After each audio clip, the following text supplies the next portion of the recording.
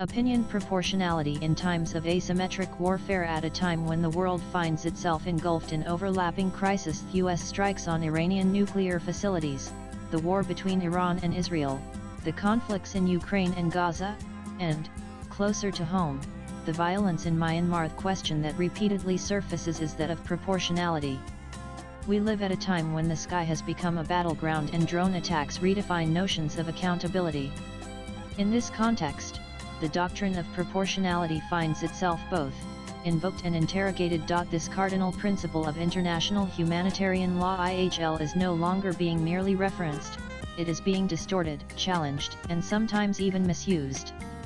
With every retaliatory strike undertaken by a sovereign state, proportionality becomes a tool of political cudgel. Proportionality, in its most distilled legal form, is about equilibrium, the requirement that the anticipated military advantage of an attack not be outweighed by the incidental harm to civilians.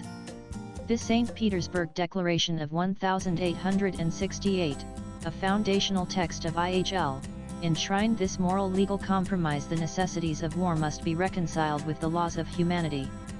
But this balance has become infinitely more precarious in contemporary warfare, where non-state actors embed themselves within civilian populations, where states are forced to confront transnational terrorism with measured force, and where the boundaries between principles and policy in warfare grow obscure each passing day. Against this backdrop, take a look at India's Operation Sindoor.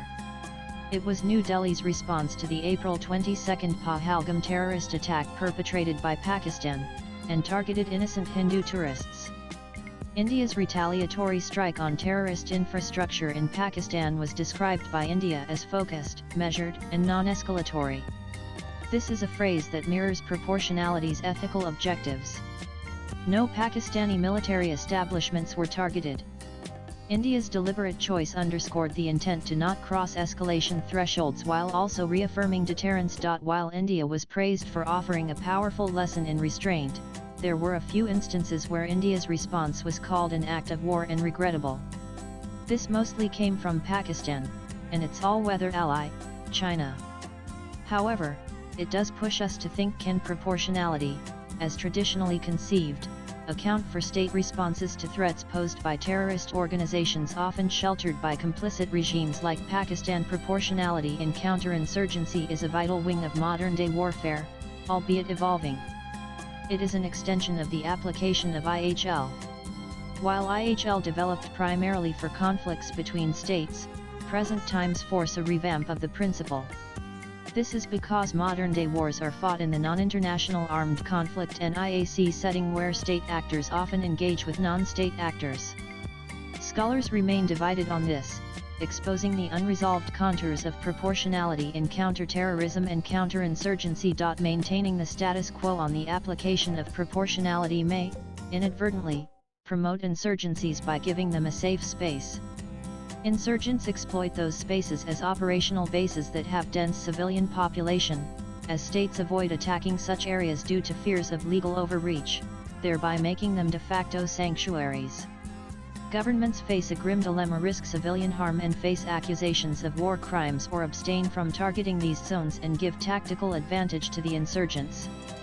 The strategy of civilian camouflage is being increasingly employed in wars all around the globe.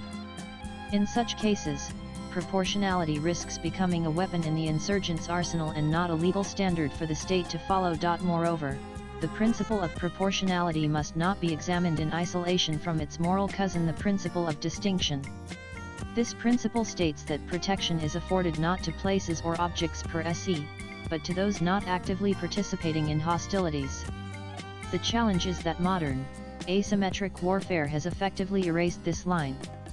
Whatever remains of it is becoming increasingly porous as insurgents seek cover among the innocent civilians. India's Operation Sindoor, therefore, can become a case study in how proportionality can and should function in modern conflicts and warfare. By targeting only terrorist camps, calibrating intensity to match the provocation, and abstaining from escalation, India not only affirmed its sovereign right to self-defense but did so within the parameters of legal and ethical warfare. It not only kept the lines of communication open with Pakistan, but also reassured them that India's fight was with terrorism, and not Pakistan and its civilians. This stands in contrast to the prevailing pattern of permissiveness that increasingly defines contemporary, global anti-terror operations. For example, data shows that the United States has killed more than 1,000 people in counter-terrorism operations in Yemen. There is growing concern about whether necessity and proportionality are being gradually hollowed out in the name of realpolitik. Swipe left for next video. To conclude, it must be underscored that the principle of proportionality is not broken. However, it is being increasingly challenged. Proportionality is a crucial principle that acts as a safeguard against unchecked violence. However, the time has come to revisit the principle not by recalibrating the standards, but by its application. In a world where asymmetry has become the norm, there is a need to push the limits of proportionality. Esha Banerjee is presently associated with a premier think tank in India, specializing in defense, security, and strategic studies.